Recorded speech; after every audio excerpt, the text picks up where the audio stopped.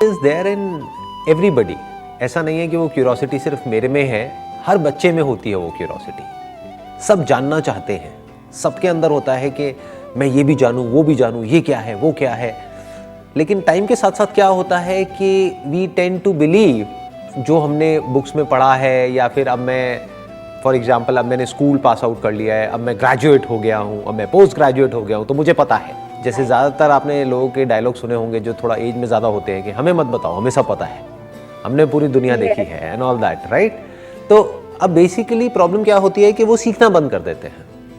But अगर हम ये समझ जाएं कि ये जो नॉलेज है, जिसको हम नॉलेज बोलते हैं, जो भी बुक्स में है, इंटरनेट पे है, यहाँ पे है, वहाँ पे है, जो भी नॉलेज है, वो नॉलेज अगर हमने अपने अंदर फीड कर भी दी तो उसको सीखना नहीं कहते हैं। ऐसे तो हम कंप्यूटर में भी फीड कर सकते हैं। अगर एक क्वेश्चन पूछना है और उसका जवाब देना ही अगर एक्चुअल नॉलेज है या एक्चुअल लर्निंग है, तो ऐसे तो फिर गूगल को सब पता है।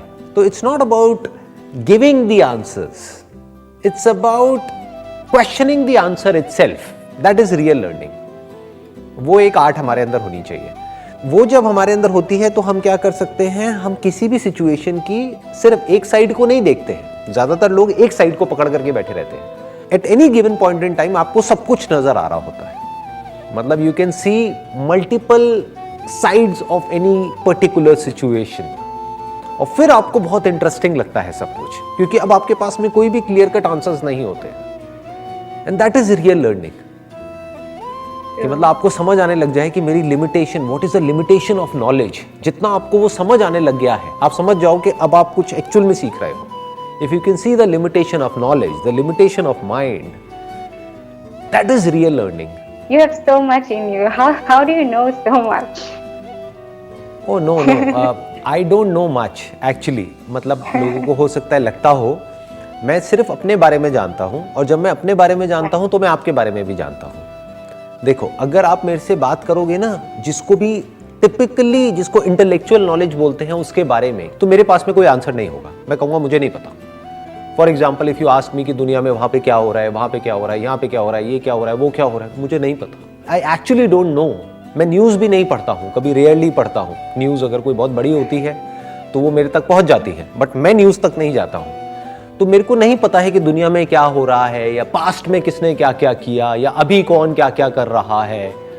सो कॉल्ड फिलोसफर्स, उनकी फिलॉसफी क्या है, ये क्या है, वो क्या है। I don't get into all that.